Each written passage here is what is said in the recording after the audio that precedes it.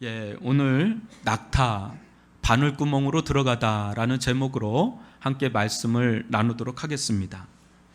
지난주 우리는 많은 재물로 인해 이 슬픔과 근심 속에 돌아간 한 부자 청년을 보았습니다.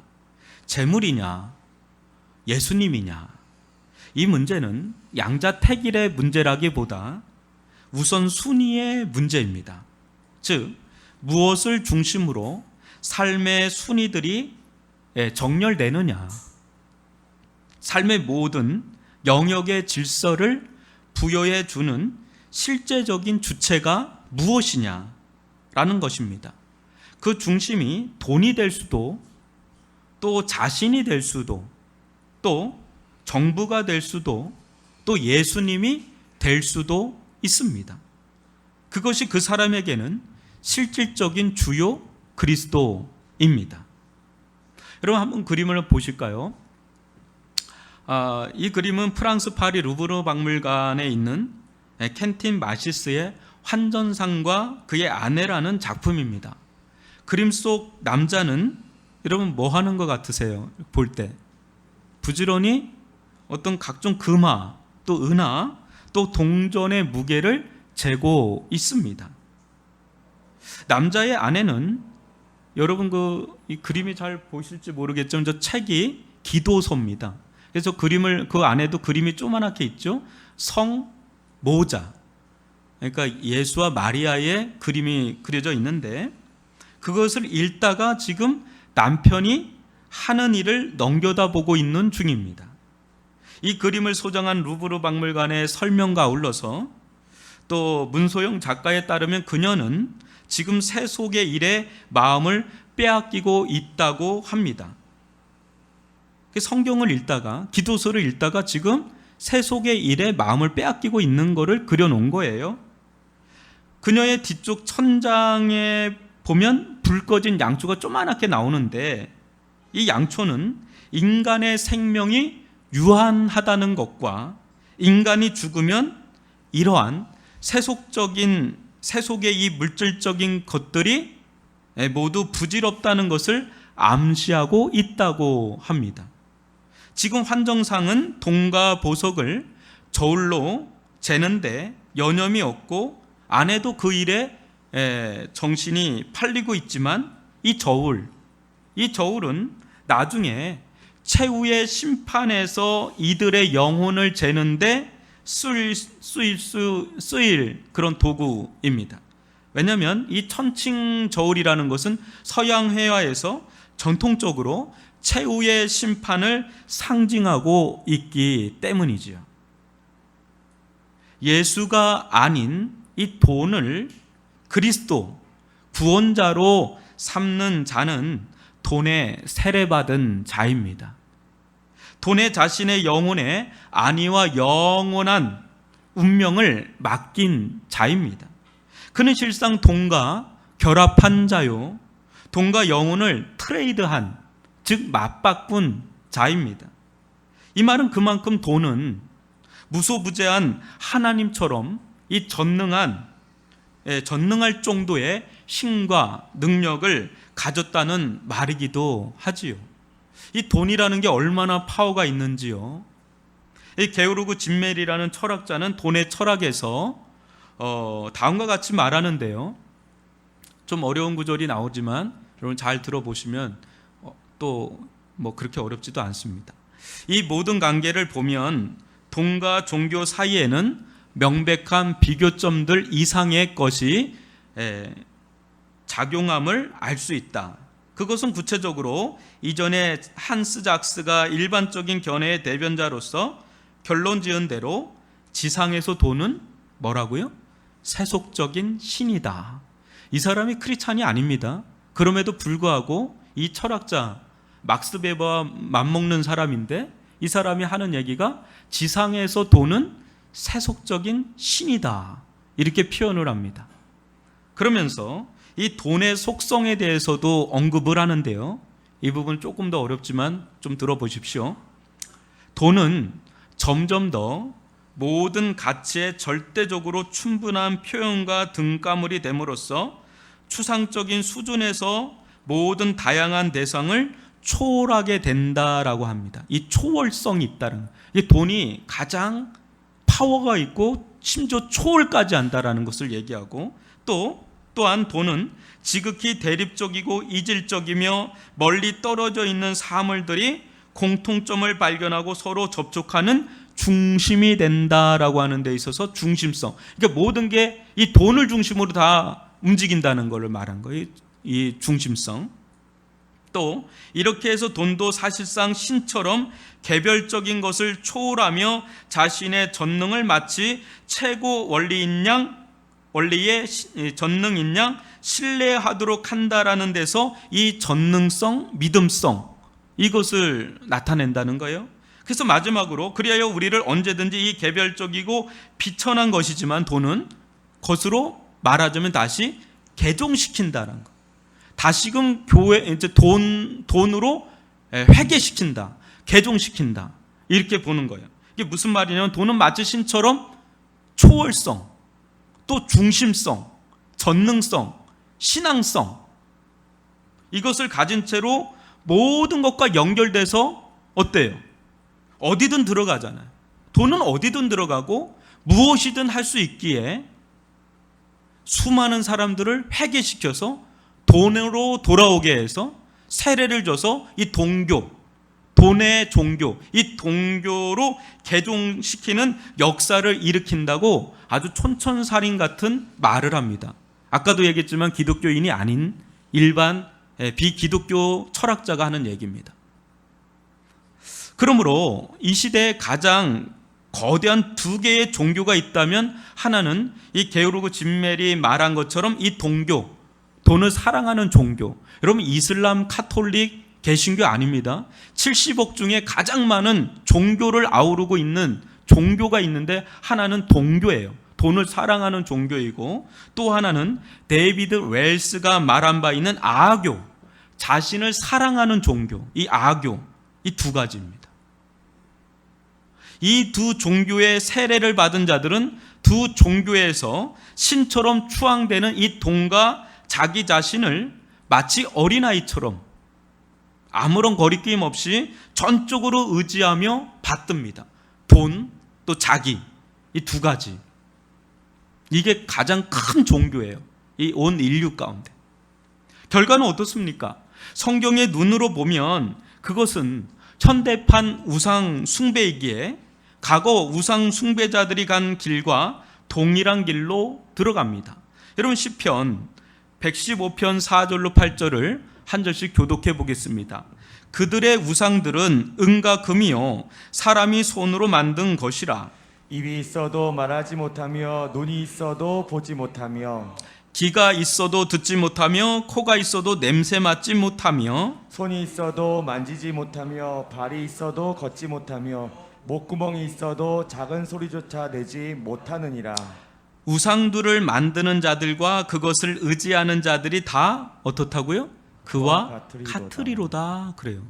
여러분들은 어떻게 우상과 우상을 만드는 자들, 숭배자들이 똑같을 수 있을까 의아해할 수 있지만, 그것을 풀어주는 대목이 이사야서 6장 9절과 10절인데요. 저와 여러분과 한 절씩 교독해 보겠습니다. 여호와께서 이르시되 가서 이 백성에게 이르기를 너희가 듣기는 들어도 깨닫지 못할 것이요 보기는 보아도 알지 못하리라 하여, 이 백성의 마음을 둔하게 하며 그들의 귀가 막히고 그들의 눈이 감기게 하라. 염려하건대 그들이 눈으로 보고 귀로 듣고 마음으로 깨닫고 다시 돌아와 고침을 받을까 하노라 하시기로. 우상 숭배자들은요, 우상과 같이 눈은 하나님을 봐야 되고 귀는 하나님의 음성을 알고 깨달아야 되는데, 우상 숭배자들은 우상과 똑같이 눈으로 봐도 보질 못하고 귀로 들어도 듣지 못하는 우상과 똑같은 운명에 처한다라는 대목입니다. 이 이사야 6장 9절과 10절을 마가복음에서 4장에 언급하고 있지요. 이 시대 최고의 성경 신학자 중 한 사람인 그레고리 비일 교수는 다음과 같이 말합니다.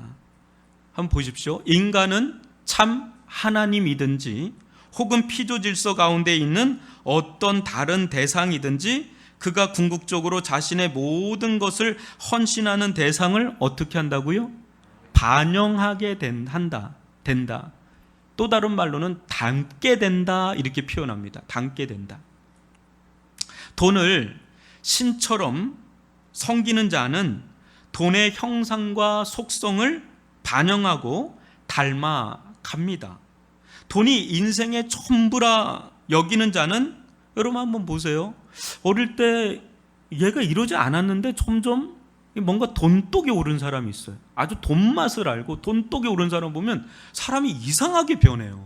그게 돈이 아니라 명예가 될 수도 있고 권력이 될 수도 있어요. 근데 그거의 그 맛을 알고 그 독이 오르면 사람 중독이 되면 이상하게 변하는 것을 여러분 좀 아실 거예요. 왜 저렇게 변했지? 할 정도로 변해갑니다. 돈이 이 세상 전부라 여깁니다. 그래서 돈과 자신의 운명을 동일시합니다. 한마디로 말하면 돈에 살고 돈에 죽는 사람이 됩니다. 돈주예요, 돈주. 돈이 주가 되는 거예요, 돈주. 돈주에 의해서 죽고 사는 자가 돼버리는 거예요. 아주 무서운 사람이 돼버리는 거죠. 그러면서 그레고리 빌은 또 말합니다. 우상 숭배자와 우상이 하나가 되는 것을 보게 되는데 이것은 우상과 우상 숭배자 모두 멸망이라는 동일한 운명을 지게 될 것이며 이 둘의 하나됨이 너무나 강력한 나머지 세상의 우상이 우상 숭배자를 보호하는 옷이 되어 거짓을 따르는 자들의 존재와 분리되기 어려울 정도로 연합하리라는 뜻이다. 한마디로 우상과 우상 숭배자가 일치를 이루는 거예요. 돈, 명예, 권력 그것과 하나가 되어 있는, 이게 분리되기가 어려울 정도로 그냥 살처럼 이게 붙어버린 마지막 때의 우상 숭배자들은 발가벗겨져서 아무런 안락을 누릴 수 없는 자로 보이게 될 것인데 그 이유는 진정한 안락은 어린 양에게만 있기 때문이다. 이렇게 언급합니다. 이 시대에 우리 가운데 놓인 가장 거대한 영적 전쟁은 제자리로 돌려놓기입니다. 제자리로 돌려놓기. 하나님을 하나님 본연의 자리로 모셔오기. 우리 또한 우리 본연의 자리로 돌아가기.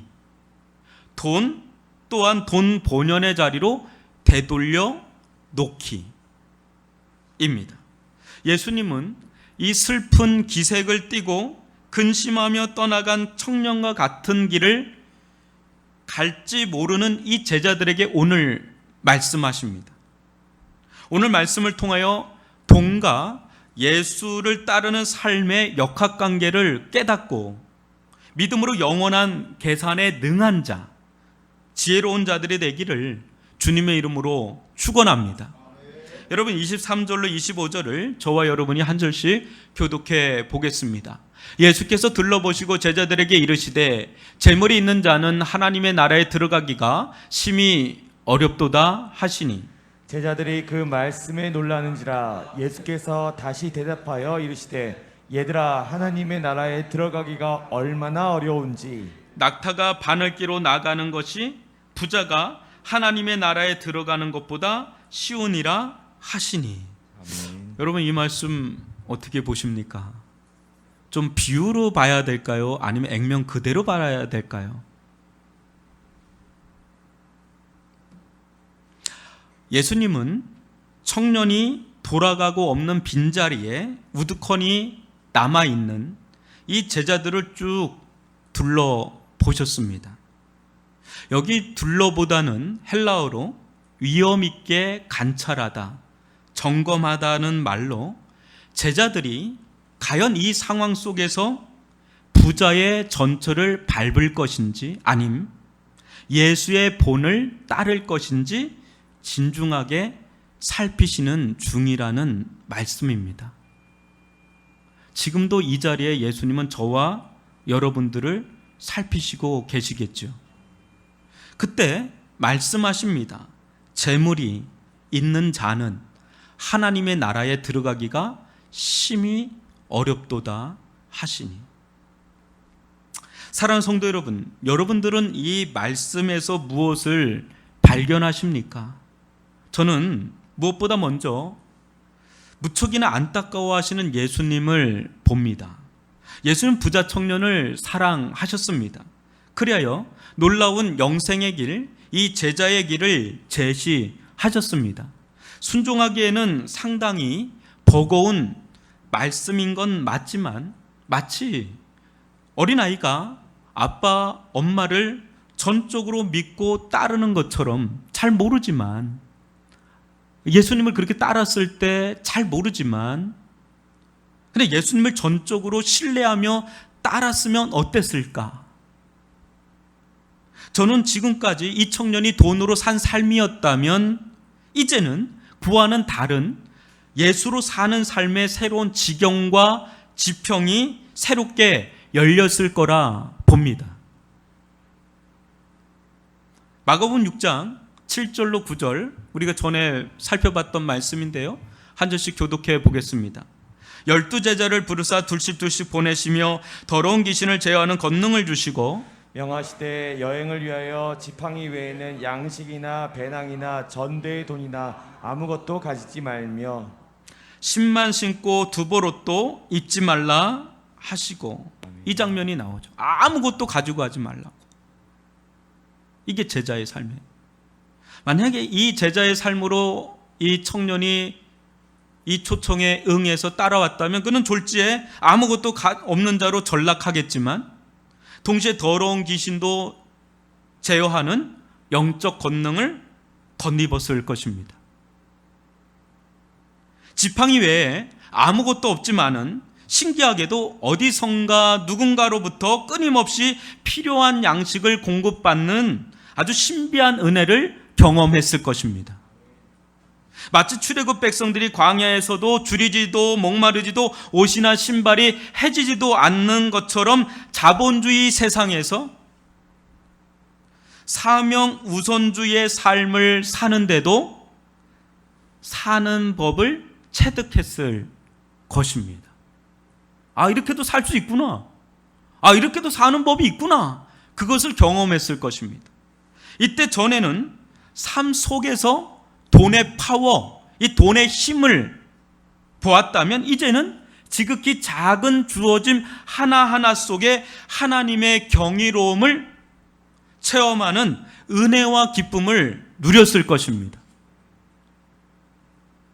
한마디로 그는 세상적으로 부족할진 모르겠지만 영적으로는 비교도 안 될 만큼 부요한 길로 들어섰을 것입니다. 그러나 기대와 달리 예수님이 돈보다 못한 분으로, 또 따르기에는 여간 불편하고 까다롭고 심지어 폭망해서 죽이려는 부담스러운 분으로 여기며 떠났을 때 얼마나 마음이 안타까웠겠습니까? 누가 손해보는 것일까요? 그때 한탄하시듯 말씀하시는 겁니다. 재물이 있는 자는 하나님 나라에 들어가기가 심히 어렵구나. 사랑하는 성도 여러분, 부자는 하나님 나라에 들어갈 수 있습니까? 없습니까? 있습니다. 문제는 근데 다만 뭐가 문제예요? 들어가기가 심히 어렵다는데 문제가 있는 거죠. 예수님은 놀라는 제자들에게 다시 말씀하십니다. 이 말을 듣고 너무 놀란 거예요.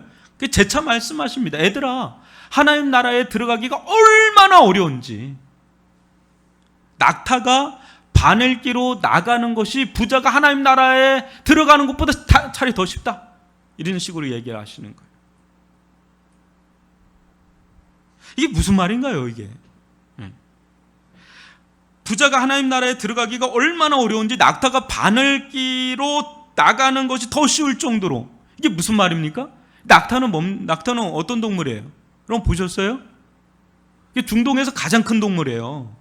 이 이스라엘에서 볼 수 있는 가장 큰 동물이 이 낙타란 말이에요. 근데 여러분, 이 바늘기는 뭡니까? 또 바늘기는 바늘 구멍 아닙니까? 이거는 이제 막 노안이 오면 이게 안 들어가. 이게 막 침 발라서 아무래도 이게 삐져나가고 이게 쉽지 않아요. 이 바늘구멍은 보이지도 않을 정도로 아주 이게 미세한 구멍이 바늘구멍이에요. 여러분, 이게 이 가정법을 쓰는 거예요. 예수님이 뭐를 설명하기 위해서 이제 가정법을 쓰는데, 이게 뭡니까? 이게 낙타가 바늘구멍에 들어갈 수 있습니까? 없습니까? 그거는 다이어트 하면 됩니까? 불가능하다는 걸 얘기해요. 한마디 불가능하다. 애들러서 얘기를 하는 거예요. 너무 충격을 받으니까 애들러서 얘기를 하는 거예요. 그만큼 부자가 하나님 나라에 들어가는 거는 거의 불가능하다라고 얘기하시는 거예요. 근데 이 말을 듣고 제자들은 더 충격을 받아요. 너무너무 충격을 받아요. 일종의 패닉이 와요. 그냥. 왜 그런가 하면, 여러분, 제자들은 유대 사회에서 자랐잖아요. 유대 사회에서는 예나 지금이나 부는 하나님의 축복의 상징입니다. 그거는 유대 사회뿐 아니라 오고 오는 동서고금을 통해서 모든 문명은 부는 신의 축복이에요.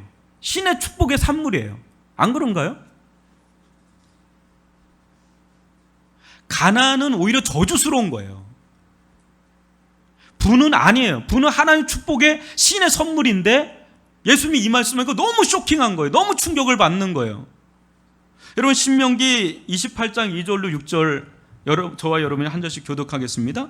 네가 네 하나님 여호와의 말씀을 청종하면 이 모든 복이 내게 임하며 내게 이르리니 성읍에서도 복을 받고 들에서도 복을 받을 것이며 내 몸의 자녀와 내 토지의 소산과 내 짐승의 새끼와 소와 양의 새끼가 복을 받을 것이며 내 강주리와 떡반죽 그릇이 복을 받을 것이며 내가 들어와도 복을 받고 나가도 복을 받을 것이니라. 아멘. 이게 신명기 말씀이에요. 이 말씀이 이스라엘 가운데 아주 뿌리 깊어 있는 거예요. 그래서 이거는 목회자들도 이거 가지고 기도 많이 하잖아요. 들어가도 복을 받고 나가도 복을 받게 하여 주옵소서. 세상에 꼬리가 되지 아니고 머리가 되게 하여 주옵소서.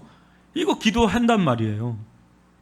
부는 그야말로 하나님의 축복 아닙니까? 하나님께서 복 주셔서 이런 구절을 구약 성경에서 신약 성경에 뽑아내려면 오늘 다 해도 못 뽑아낼 정도 많아요. 거기에 아주 하나만 그냥 된 거예요. 분량상 너무너무 많습니다.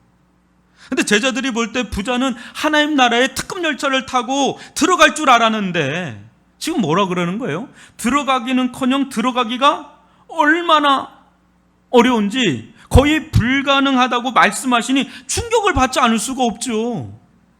안 그래요? 그때 그들은 놀라서 서로 묻지 않을 수가 없는 겁니다. 그러면 누가 구원을 얻을 수 있겠는가? 이 부자들이 이 하나님 나라의 제1등석에 앉을 줄 알고 VIP석에 앉을 줄 알고 그렇게 살아왔는데 자기들도 그 길을 가고 싶은데 이런 말씀하시니까 그럼 누가 세상에 누가 구원받을 수 있겠는가? 서로 얘기하는 장면이 나오는 거예요. 굉장히 혼란스러운 거죠. 예수님은 그들을 다시 한번 주목하여 보시며 말씀하십니다. 27절을 다 같이 한번 읽어볼까요? 시작. 예수께서 그들을 보시며 이르시되 사람으로는 할 수 없으되 하나님으로는 그렇지 아니하니 하나님으로서는 다 하실 수 있느니라. 아멘. 뭘 얘기하시는 걸까요? 동가 너희들 자신의 한계를 알라라는 거예요. 그걸 깨닫고 하나님의 전능하심을 전적으로 믿고 의지하는 자, 그 자는 부자이든 가난한 자이든 상관없이 하나님의 은혜와 권능으로 구원받을 수 있는 줄 믿습니다. 돈이나 우리의 능력이 필요한 영역이 있죠. 안 그래요? 돈이 많으면 많을수록, 능력이 많으면 많을수록 얼마나 좋습니까? 많은 일을 할 수 있지 않습니까? 돈이 없는 것보다 많은 게 나아요. 많은 일을 할 수 있고 많이 도와줄 수도 있고 능력이 출중하면 출중할수록 많은 일들을 할 수가 있어요. 필요해요. 그러나 돈과 우리의 능력은 영생을 얻는데, 구원을 얻는데, 하나님 나라에 들어가는데 전적으로 무용지물이라는 거예요. 여러분, 돈이 하나님 나라에도 돈이 있다면 돈 갖고 가면 돼요. 그러나 하늘 나라에는 돈이 없어요. 돈이 필요 없어요. 천조 만조가 돼도 하나님 나라에 들어갈 수가 없어요.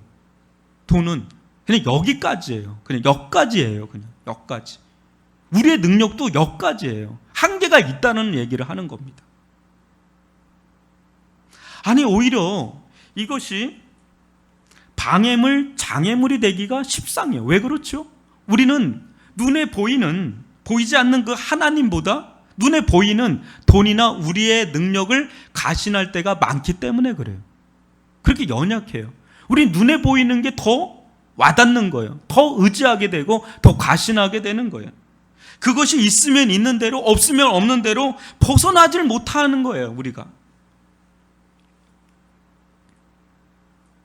그러나 우리가 분명히 알 것은 돈이나 우리의 능력은 이 세상에서는 유용할지는 모르나 구원에 있어서는 조금도 도와줄 수가 없는 겁니다.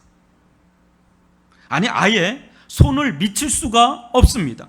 하나님의 영광을 만족시키기에는 불가능할 정도로 턱없이 부족해요. 돈이나 우리의 능력이 하나님의 영광을 충족시키기에는 턱없이. 그래서 바늘구멍으로 들어가는 것보다 더 어렵다는 거예요. 우리의 힘이 전혀 미치지 못하는 구원과 영생과 하나님의 나라에 대해서. 아니, 역부족을 넘어서 발목을 잡는 세력이기에 그것은 축복이라기보단 차라리 저주라고 보는 편이 낫다는 거예요. 지금 구원에 있어서 얘기하는 겁니다. 오해하지 마시고. 차라리 나지 않았다면 좋았을 가룟 유다처럼 차라리 돈이 없었다면 이 청년 얼마나 좋았을까요? 차라리. 그렇다면 이 청년은 하나님 나라에 들어와 있었을 겁니다. 예수의 그룹에 들어와 있을 겁니다. 영생을 얻고 구원을 받았을 겁니다. 예수님은 청년에게 이 돈의 부유함보다 이 믿음의 부유함을 주고 싶어서 그 많은 돈을 가난한 자들에게 다 나눠주고 나를 따르라 한 겁니다. 여러분, 믿음의 분량이 사람마다 좀 달라요. 믿음이 큰 사람이 있고 믿음이 있지만 작은 사람도 있는데 이 청년에게는 예수님은 큰 믿음의 은사를 주고 싶었던 모양 같습니다. 그래서 다 나눠주라. 그거는 큰 믿음을 요하죠. 큰 믿음의 사람이 되고자 사랑하셨으니까. 세상에는 가난하나 하나님에 대해서는 부유한 자, 그 자는 돈의 능력은 잃어버릴지 모르지만 돈과는 비교할 수 없는 하나님의 전능하신 능력을 덧입고 하나님 나라에 들어가는 축복을, 구원을 얻는 축복을, 영생을 얻는 축복을, 한마디로 낙타가 바늘구멍으로 들어가는 이 구원의 축복을 누렸을 것입니다.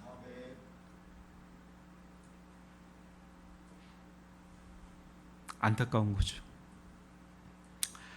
베드로는 예수님의 말씀에 용기를 얻었던지 아주 이기양양하게 고백을 하는데 28절을 같이 읽어볼까요? 시작. 베드로가 여짜와 이르되 보소서 우리가 모든 것을 버리고 주를 따랐나이다. 아주 베드로 기가 막힌 타이밍에 자기의 존재감을 확 드러내지요. 이런 모든 것을 버리고 주를 따르는 삶이란 어떤 삶일까요? 예수님께 전적 의탁한 삶입니다. 자신의 인생을, 자신을 전적으로 예수님께 맡긴 자, 의탁한 자, 마치 어린아이처럼. 이런 자는 인생의 주권, 인생의 주도권을 예수님께 완전 이양한 자입니다. 그러면 이때부터 어떤 삶이 시작됩니까? 예수님께 우리의 주권, 우리의 주도권 전적으로 맡기고 의탁하면 이때부터 어떤 삶이 시작됩니까? 이제 내 인생은 내가 책임져 주는 게 아니라 내가 책임지는 게 아니라 이제 누가 책임지는 거예요? 이제 예수님께 그 이전된 거예요. 예수님이 이제 책임지는 인생이 됩니다. 어린아이의 삶이 전적으로 부모에게 달려 있듯이 하나님께 전적으로 맡긴 사람은 이제 하나님께서 책임지는 삶이 시작됩니다. 그래서 근심 걱정도 내 소관이 아니라 누구의 소관으로 넘어가요? 자, 하나님 소관으로 넘어갑니다. 그래서 빌립보서 4장 6절과 7절을 저와 여러분이 교독해 보겠습니다. 아무것도 염려하지 말고 다만 모든 일에 기도와 간구로 너희 구할 것을 감사함으로 하나님께 아뢰라. 그리하면 모든 지각에 뛰어난 하나님의 평강이 그리스도 예수 안에서 너의 마음과 생각을 지키시리라. 아무것도 염려하지 말아라. 아무것도 염려하지 말아라. 아무것도 너희가 염려할 의무가 없다. 넌 염려할 그런 뭐랄까요? 하여튼 거시기 염려할 그럴 만한 그런 사람들이 아니다. 그 다 누가 하겠다는 거예요? 하나님이 다 하겠다는 거예요. 다 예수님께 그게 이양이 됐다는 거예요. 그래서 베드로전서 5장 6절로 7절도 교독해 보겠습니다. 그러므로 하나님의 능하신 손 아래에서 겸손하라. 때가 되면 너희를 높이시리라. 너희 염려를 다 주께 맡기라. 이는 그가 너희를 돌보심이라. 예, 너희 염려를 다 주께 맡겨라. 이는 그가 너희를 돌보시리라. 너희들의 염려는 너희들의 소관이 아니라 내 소관이다라는 거죠. 내가 안고 가는 거죠. 어린아이가 걱정 안 하잖아요. 걱정하면 부모가 걱정하지 애기들은 아무것도 몰라요. 그냥 마냥 웃어요. 자기에게 무슨 일이 일어난지도 모르고 그 부모가 발 동동 굴죠. 우리 하나님께서 모든 걸 다 책임지는 줄 믿습니다. 기가 막힌 거예요, 이게. 이때부터 이 믿음의 삶이라는 건 새로운 지경과 지평이 열리면서 기가 막힌 거예요. 이 세상이 원더풀해지는 거예요. 야, 이 세상이 내 힘으로만 사는 게 아니라 돈의 힘으로만 사는 게 아니라 하나님의 은혜와 능력으로 사는구나. 야, 놀랍다. 이런 것을 가장 많이 경험하는 자들이 선교사님들이에요. 예수님을 전적으로 따르는 자에게 주어진 놀라운 하늘의 보상과 축복을 한번 보십시오. 29절로 31절인데요. 교독해 보겠습니다. 예수께서 이르시되 내가 진실로 너에게 이르노니 나와 복음을 위하여 집이나 형제나 자매나 어머니나 아버지나 자식이나 전토를 벌인 자는 현세에 있어 집과 형제와 자매와 어머니와 자식과 전토를 100배나 받되 박해를 겸하여 받고 내세의 영생을 받지 못할 자가 없느니라. 그러나 먼저 된 자로서 나중되고 나중된 자로서 먼저 될 자가 많으니라. 예수님은 내려놓음의 폭을 이제 재물을 넘어서 어디까지 확대하세요? 가족까지 확대를 하십니다. 여기서 중요한 것은 서두에서도 말씀드렸다시피 이는 양자택일의 문제가 아니라 우선 순위의 문제라는 것입니다. 이는 다른 말로 말하면 인생의 궁극적인 목적이 무엇이냐, 누구를 위하여 사느냐, 무엇을 위하여 사느냐에 따라서 우리의 삶의 우선순위, 삶의 질서가 정해지는 문제라는 것입니다. 인생의 목적이 예수와 하나님 나라의 복음으로 정해진 자들은 그것을 중심으로 모든 것이 재정렬되고 재편성됩니다. 이전에는 가족이나 돈이, 자신의 성공이나 안위가 인생의 제1순위였지만 그럴 때 모든 것들은 이를 중심으로 정렬되지요. 그죠? 심지어 하나님의 자리도 어떻습니까? 심지어 하나님의 자리마저도 중심부를 무엇이 잡고 있느냐에 따라서 하나님의 자리 또한 정해지는데 어느 때는 변두리, 어느 때는 이용하기 적당한 자리에 하나님의 자리를 둘 때가 있어요. 그래서 하나님을 아예 버리기도 뭐하고 가까이 하기에는 너무 좀 부담스럽고 적당한 거리에서 나를 축복해 주는 분 정도로 딱 그 정도 자리, 혹은 자칫 심판받을지도 모른다는 두려움 속에 적절한 사회적 영적 거리, 하나님과 영적 거리를 요 정도 둬서 하나님 마음을 달래는 정도, 안 오면 교회 예배 안 오면 꿉꿉하고 또 전적으로 교회에 깊숙이 들어오기에는 뭔가 부담스럽고 썬데이 크리스찬 정도, 다 그 정도 하는 사람이 부지기수예요. 그때 여전히 세상 중심은 자신이에요. 자신. 내가 중심인 거야.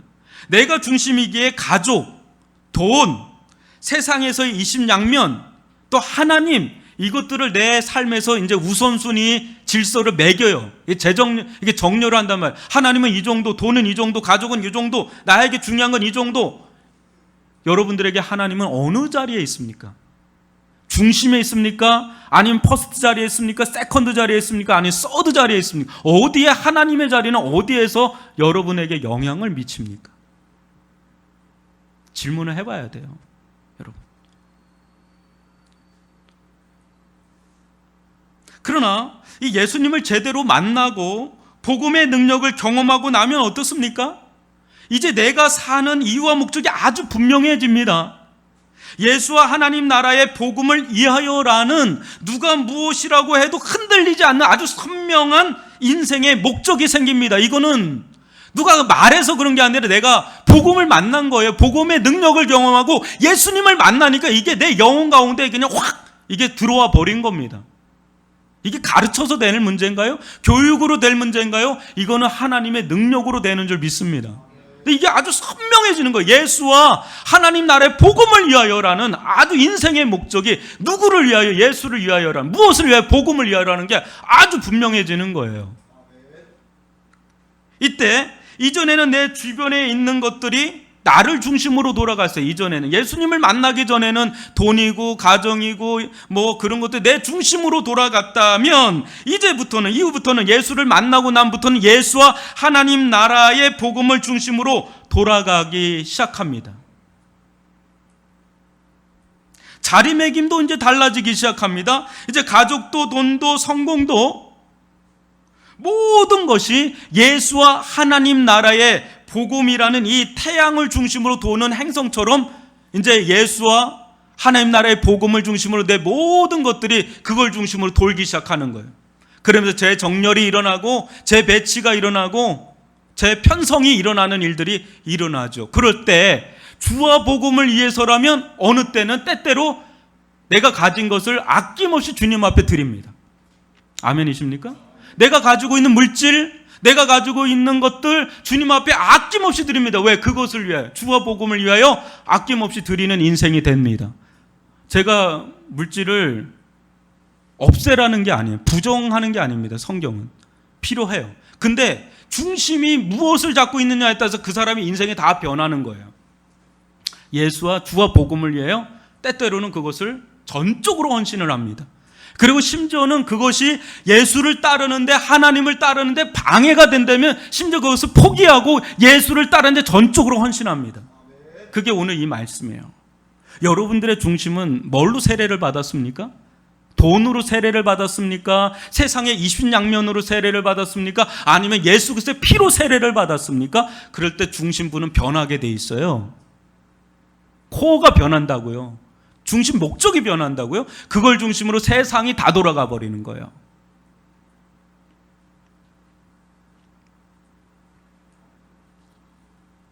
예수를 따르는 길은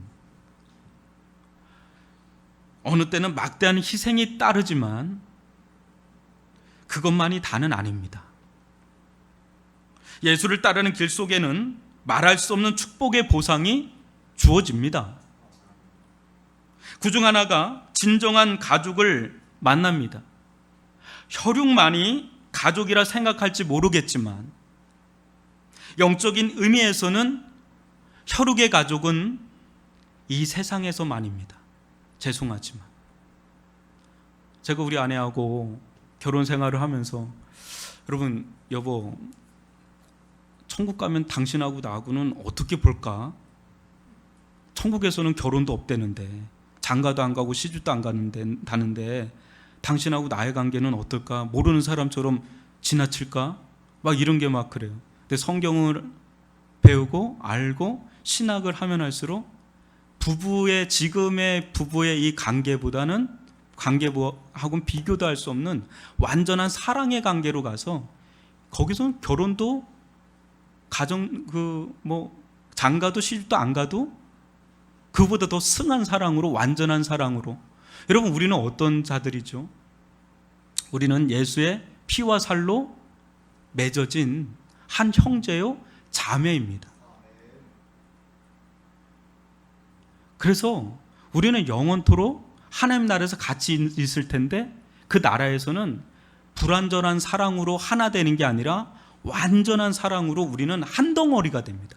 한 몸이 되고요, 한 살이 돼요, 한 피가 되고, 그럴 정도로 완전한 한 몸이 되는 게 바로 우리예요. 이게 교회예요. 이게 교회. 교회를 여러분 어떻게 우리가 봐야 될까요? 교회는 불완전함이 있어요, 여전히. 지상의 교회는. 그러나 천상의 교회는 완전한 교회입니다. 우리는 그 길로 갈 자들이라는 거예요. 거기에 혈육의 가족은 아니 계실 수도 있습니다. 죄송하지만, 안타깝지만. 그래서 전도를 하는 거예요. 영원한 이별은 갖고 싶지 않아서 정말 사랑한다면 그래서 전도하는 거예요. 영원히 같이 살려고. 그래서 부모에게 효를 바라는 가장 큰 효는 뭡니까? 전도예요. 자녀에게 가장 큰 효는 뭡니까? 전도예요. 왜? 이 땅에서의 이별을 넘어서 영원한 이별로까지 가면 안 되잖아요.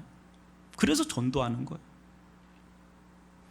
그러나 교회에서 새롭게 관계를 맺은 참된 성도들은 그야말로 영원한 가족이기에 그런 자들과 성도들과 관계를 맺으면 맺을수록 어때요? 100배, 1000배 이상의 가족들을 얻는 겁니다. 그래서 여러분 선교를 나가면 그들과 문화도 다르고 언어도 다르고 아무도 소통 안 되는데 한순간에 형제자매가 되잖아요. 누구보다, 우리 가족보다 어느 때는 더 끈끈해지고 깊어져요. 왜? 우리는 영혼의 얘기를 나눌 수가 있으니까. 영혼의 관계를 맺을 수 있는 관계까지 가는 게 진짜 가족이에요. 아울러 박해도 받고 내세의 영생을 받지 못할 자가 없다고 말씀하십니다. 그러므로 이 세상에서 부자 청년처럼 먼저 된 자는 하나님 나라에서 나중될 정도로 없고요, 세상에서 어린아이처럼 아무것도 없고 보잘것없어 보이는 자라도 하나님 나라에서 먼저 될 자가 많다고 주님은 말씀하시는 거예요. 그러니까 이 부자의 길을 갈 건지 어린아이와 같은 신앙의 길을 갈 건지 이 길에서 우리가 택해야 되는 거죠. 어떻습니까? 여러분, 이쯤 하면 과연 우리가 주와 복음을 위해 희생하고 헌신하는 것이 과연 손해보는 것일까? 어떻습니까? 저는 전혀 아니라고 봅니다. 조금도 손해보는 게 없다고 봅니다. 저는 성경이나 또 우리 주변에 수많은 믿음의 사람들을 볼 때 오히려 믿음의 셈법이 강한 분이라고 저는 여겨집니다. 왜냐하면 현실 세계로만 보면 믿음의 계산법은 시대착오적이고 또 얼마나 틀린 셈법입니까?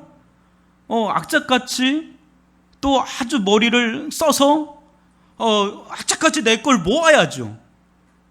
뭘 주고 주와 복음을 해서 뭘 내주고 헌신하고 그렇게 합니까? 어떻게든지 남의 것까지도 빼앗는 게 세상의 이치인데 뭘 내주고 있어요, 바보 천치처럼. 그러나 현실 세계만이 아닌 영원한 세계가 있다면 상황은 완전 대반전입니다. 영혼을 위해 현실의 안락과 유익을 포기한 자들은 포기한 것과는 비교도 되지 않는 하늘의 영광과 축복을 받습니다.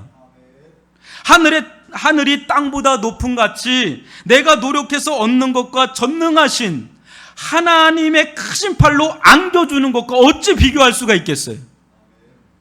내가 얻어봤자 얼마나 얻는다고? 아둥바둥하면서 얻는데 그게 얼마나 된다고? 또 죽을 땐 다 손 내려놓고 가잖아요. 뭐 그렇게 움켜잡고 그걸 사느냐 이거예요. 아둥바둥. 알고 보면 너무 부질없는 인생을 살고 있는 거예요. 지혜롭다고 하는데 어리석은 거예요. 어리석다고요. 다 쓰지도 못할 거 잡고 있잖아요. 영혼을 위해 이 땅의 것들을 원 없이 나눠주는 자들은 바보 천치들이 아닙니다. 이들은 단순하지만 오히려 어린아이 같은 믿음을 가진 자들일 뿐입니다. 그 믿음의 셈법이 현실을 뛰어넘어 영원의 세계를 관통하는 것을 믿음의 눈으로 보는 자들일 뿐입니다. 절대 믿음의 사람들은 바보 천치가 아닙니다. 영적 계산에 능한 지혜로운 자들일 뿐입니다. 이 세상이 다라면 그렇게 살겠어요? 그러나 이 세상이 다가 아니라 영원한 하나님의 나라가 있다고 한다면 우리의 셈법은 달라지기 시작하는 거지요. 저는 여러분들에게 감히 희생하라고 말하고 싶지 않습니다. 여러분들이 믿음으로 예수님을 따르되 그분을 전적으로 신뢰하고 의지하며 따른다면 그 길에 주어지는 모든 희생, 심지어 박해마저 감히 희생이라고 말하고 싶지가 않습니다. 그러기에는 우리가 받는 게 너무 많아요. 받는 게 너무너무 비교할 수 없는 영광에 우리가 참여하게 된다고 본다면 그게 과연 희생이라고 할 수 있는가? 믿음의 셈법이라고 할 수 있는가? 제가 볼 땐 믿음의 셈법이에요. 아주 고등수학을 풀고 있는 거죠. 장사도 이런 장사가 없어요. 여러분 가장 믿지는 장사가 뭔지 아십니까? 교회 와서 가장 믿지는 장사가 뭐냐면 이런 것들을 다 아는데도 세상 사람들은 모른다 쳐서 그렇게 살아도 이런 걸 다 듣고 아는데도 불구하고 이 믿음의 길을 가지 않는 자들, 그 자는 교회 안에 이 부자 청년의 길을 가는 안타까운 자들이에요. 여러분 한수만 보지 말고 영혼의 수를 보시면 예수님의 말씀이 다 풀려요. 근데 반응은 믿음으로 할 뿐입니다. 정말 그걸 믿고 믿음으로 그 길을 따라가는 겁니다. 저는 그 길을 따라갈 수 있기를 주님의 이름으로 축원합니다. 주와 복음을 위하여, 교회를 위하여 여러분 아낌없이 사셔야 돼요. 아낌없이, 하나도 남김없이 살려고 해야 되는 겁니다. 세상 그 누구의 말보다 주님의 음성에 믿음으로 지금은 반응할 때예요. 세상에 수많은 음성들이 지금 막 들려옵니다. 그러나 그 수많은 음성 중에 우리는 가려들어야 되는데 지금 들어야 될 거는 하나님의 음성인 줄 믿습니다. 예수님의 음성인 줄 믿습니다. 세상에서 제시하는 삶의 방식이 전부가 다 아니다라는 거예요. 그게 전부가 아니라 전혀 새로운 삶의 방식이 있고 그 길에 우리 하나님께서 채워주시는 은혜와 축복이 있다라는 겁니다. 여러분 예수를 위하여 복음을 위하여 살면 죽습니까? 망합니까? 안 그래요. 예수님이 책임져 주신다니까요. 우리가 헌신하고 드린 거하고 비교도 할 수 없는 하늘의 보상과 축복이 있습니다. 그걸 믿음의 눈으로 바라보고 나아가는 겁니다. 여러분 우리 주변에 지금 이 시기에는요, 지금도 그렇고 예전부터 오래됐어요. 지금은요 내 주변에 있는 자들이 내 어떤 표준이 될 수 없어요. 지금은 너무 다운그레이드예요. 믿음 자체가 하향 조정되어 있는 상태예요. 뭐 하면 상대적으로 받아들이고 뭐 하면 세속적으로 받아들이고 해석을 해요. 옆핏하면 그냥 빠져나간단 말이에요. 그냥 이래도 살도 되지, 이래도 살도 되지. 여러분 하나님 나라에 들어간다는 거, 구원받는다는 거, 영생을 얻는다는 거 예수님의 말씀 그대로 보면 낙타가 바늘구멍 들어가는 것보다 어려워요. 그러니까 인간의 힘으로는 불가능하다는 거예요. 하나님의 능력이 임해야 되는 거예요. 하나님의 능력을 경험하고 복음의 능력을 경험하고 예수의 피 묻은 복음을 경험하지 않는 사람은 죄송하지만 하나님 나라가 없어요. 구원이 닫혀 있어요. 영생이 닫혀 있단 말이에요. 진짜 그리고 또 구원을 받은 자들은 그 영혼의 변화가 일어나요. 중심 코어가 변화가 돼서 예수와 복음을 위하여 모든 게 다 변화가 일어나는 믿음의 삶의 변화를 보여줘요. 열매를 보여줘요. 그걸로 그 사람이 열매로 아는 거예요. 이 사람이 하나님 나라에 들어와 있는 자인지 구원을 받은 자인지 영생을 얻는 자인지 그냥 교회만 나온다고 그게 능사가 아니에요. 온라인으로든 여기든 상관없어요. 근데 여러분들이 정말 믿음이 있는지를 확인해 보셔야 돼요. 그 믿음은 드러나게 돼 있는데 주와 복음을 해서 자신을 드리는 삶으로 나아가게 돼요. 왜? 그 중심이 변화됐으니까. 이제 끝나라고 하시는지 알겠습니다. 다 끝났습니다.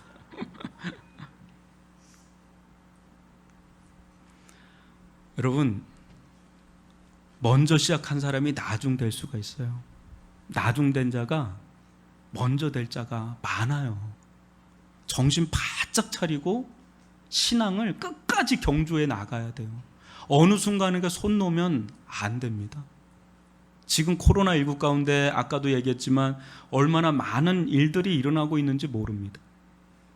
근데 가장 중요한 건 우리 영혼의 안이 아닙니까? 근데 이 부분을 여러분 어떻게 봐야 되겠어요? 믿음으로 반응할 수 있기를 바랍니다.